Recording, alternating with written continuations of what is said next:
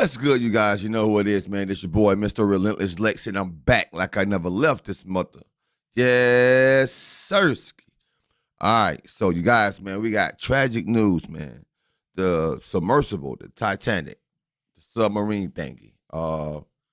5 members aboard. Tried to go do some research on the lone sunken ship, the Titanic. Now, me just thinking. First of all, why would you want to go down there and find out about a ship that's wrecked for this amount of years? Second of all, allegedly they paid $150,000 or $250,000 per person just for research purposes. So apparently these people was wealthy and had nothing else better to do. But my condolences go to the friends and to the family of these members, bro.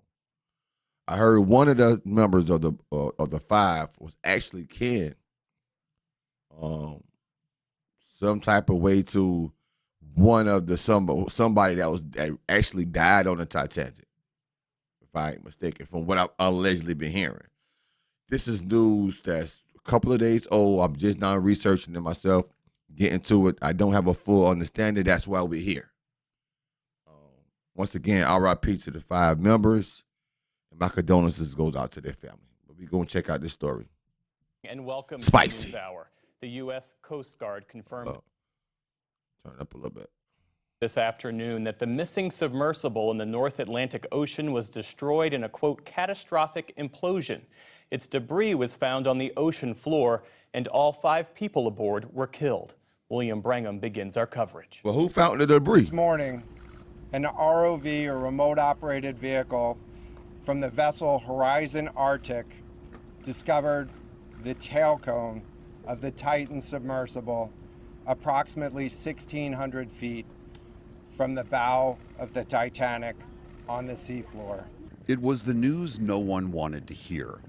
The missing submersible, which disappeared on Sunday on a descent down to visit the wreckage of the Titanic, had been completely destroyed. U.S. Coast Guard Rear Admiral John Mauger. The ROV subsequently found additional debris.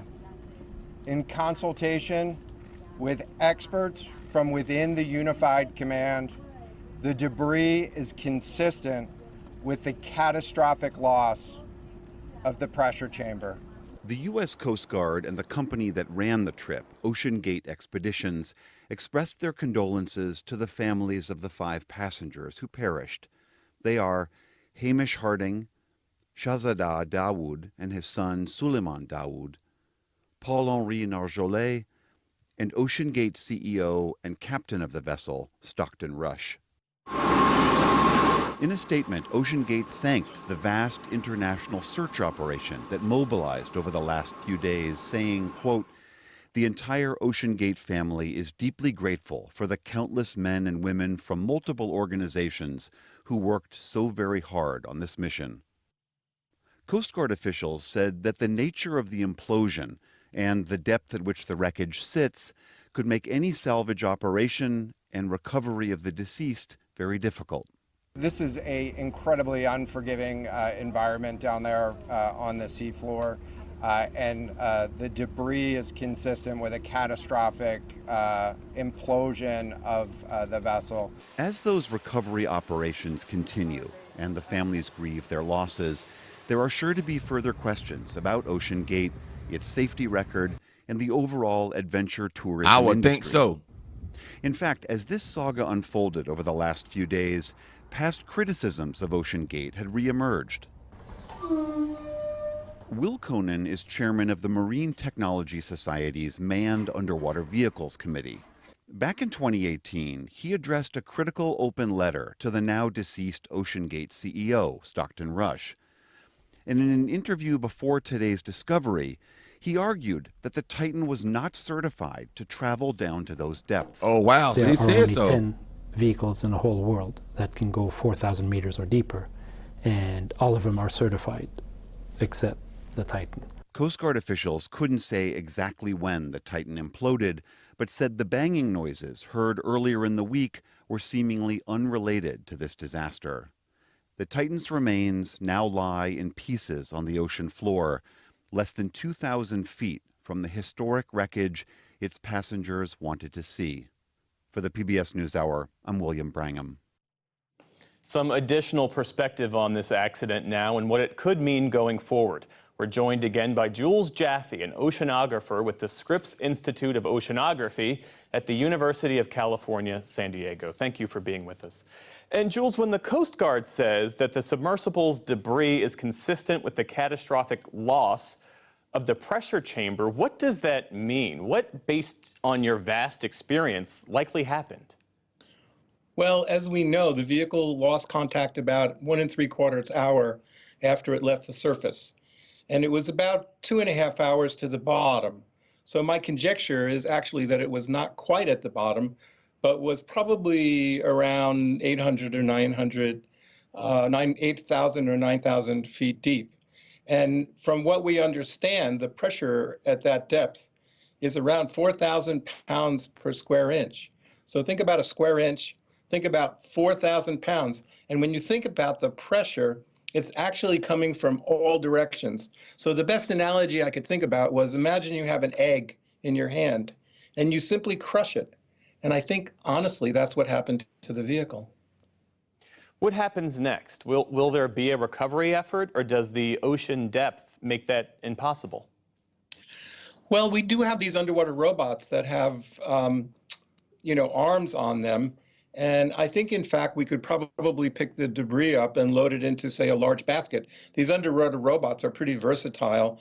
And I'm hoping that we can do that and learn really exactly what the failure was, so a future version could ameliorate that problem and make tourists. I think the first failure, bro, was to say the fact that the submersible was not certified. The guy earlier said that there's only 4 vehicles in the world that can stand that much pressure and go that deep.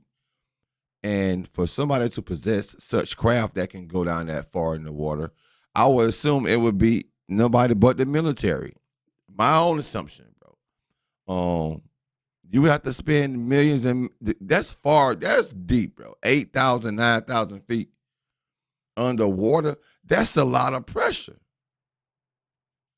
Just imagine running water in your sink under your faucet and holding your hand up under your faucet.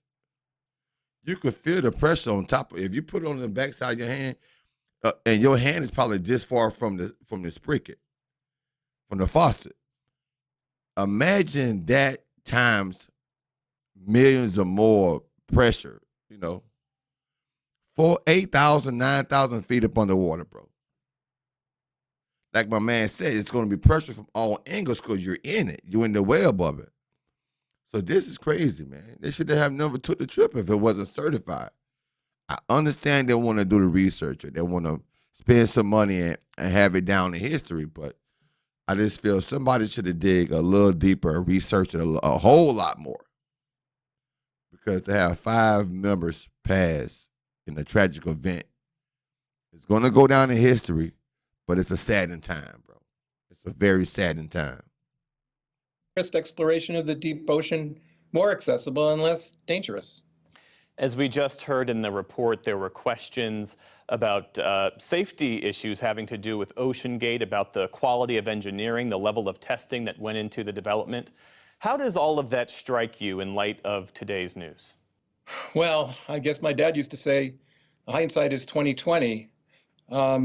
It strikes me sadly that perhaps the company was not up to speed in understanding. Remember, we've already made 2 trips. They're making about 1 trip a year, as far as I could tell from my reading the news. So they did one in 2021, they did one in 2022, and here we are on the 3rd trip. And what happens to anything that's under stress, a mechanical component, is it fatigues. And think about the tremendous pressure, and then it relaxes, and the tremendous pressure, and it relaxes. The other part of the equation that I really worried about, and maybe it's validated, was, when we take planes, we are convinced of their safety, but we don't always understand that the aerospace industry has strict standards for doing what's non-destructive tests and evaluation. and they use ultrasonic probes to examine the integrity of the metal components. If you've ever seen a plane, the wings are flexing, and those guys are world expert on ensuring our safety. It's pretty clear, sadly, that the people in this company were not up to speed on testing this vehicle Facts. and ensuring its safety for such a tragic occurrence as happened probably 4 days ago when they lost contact with the surface. Is adventure tourism going to change because of this? Should it change because of this? Well, you know, there's another company that makes underwater vehicles that have gone into the Marianas Trench, which is 35,000 feet. And this one, and I wouldn't call it a shallow application, but it's 12,000 feet. I think adventure tourism is going to be here to stay. And I am a supporter of innovation in underwater vehicle development. But clearly, we need to be a little more vigilant, ensuring the safety and understanding the forces that are on vehicles. I mean, this design was very new. It was carbon fibers combined with titanium. And I think we need to worry a bit more about the stresses and the fatigue that happens when we make repeated excursions into the deep ocean. Jules Jaffe, thanks so much for your time and for your insights. My pleasure. See, there you go. See, so there's been machines built, vehicles, underwater vehicles built that can withstand. Like they said, this is not the first time. But my man said, he said there's been a vehicle built that went down in a specific part of water. I forgot the name of the water. He said, but it was 35,000 feet. He said this trip right here was only 12,000 feet. So something had to go wrong, bro. What made them think that submersible can withstand that much force? Or did they already know that? Why nobody research everything? And they should have went down and said, okay, this if something is going wrong, our escape plan or some type of safety measure that they could do, or a alert or something to go. Something alerts them or people back on surface that there is something going on wrong, and make them say, hey, it's time to retreat. It's too much pressure. It seemed like all these things would have been taken into accountability before the trip was actually pursued. But I guess as the story unfolds, man, hopefully we'll find out some more and research some more, because we don't want to lose more people trying to do the exact same thing, but in a different way or on a different trip, or carry out their legacy or carry out their journey on what they were trying to do. We just need to be more safer and do more research and do more testing. Earlier, the guy said, we actually have robots that can go down there and pick up the debris and put it in the basket. Why we ain't sending robots down there instead of human life, bro? If we have robots that can go down and have cameras on them and pick up debris and put it in baskets off the Titanic, why would we send 5 human beings down there to do the research whenever we have robots in place? That's a good question to ask. You guys comment down below. Tell me what y'all think about the situation. Like I said, once again, my condolences go to the friends and the family of all 5 members.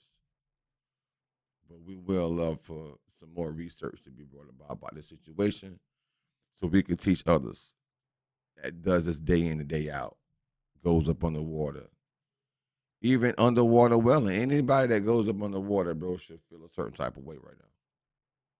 For real, for real.